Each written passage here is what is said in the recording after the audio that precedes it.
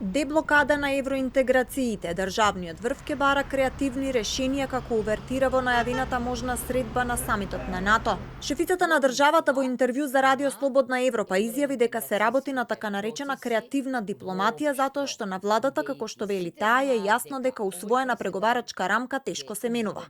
Објави нејзини предлози до Европската унија во кој порача дека Европарламентот може да донесе акт за состојбите меѓу Македонија и Бугарија, а Советот да даде одредени инструкции. Предложи и подпишување на уште еден протокол меѓу Скопје и Софија. Во некаков акцијски план, во некакви си предлози до комисијата, историската комисија бугарско-македонска, да се предочи дека тие може да бидат слободни, но дека мора да внимаваат, иако велите вие дека е теорија, не е теорија. Тоа се уставни акти на Европската унија. Уставни акти, конститутивни акти на Европската унија.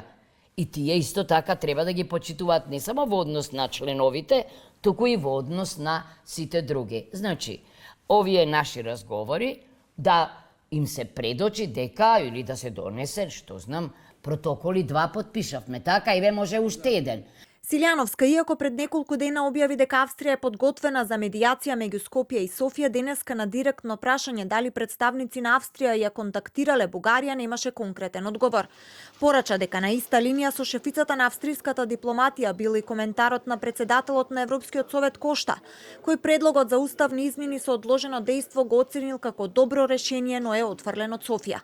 Најчестото прашање до мене од надвор е дали ке има уставни измени. И мојот кус одговор е не можам да гарантирам, бидејќи не сум апсолутен монарх. Значи, по мене, барањето од надвор уставни измени е спротивно на темелните вредности и принципи на Европската унија, вградени во договорот за ЕУ, и вградени во Лисабонскиот договор. Пред 2 дена шефицата на европската дипломатија Каја Калас од Скопје порача дека има простор за решение за деблокада на евроинтеграциите, а Брисел се обидува да профункционира планота.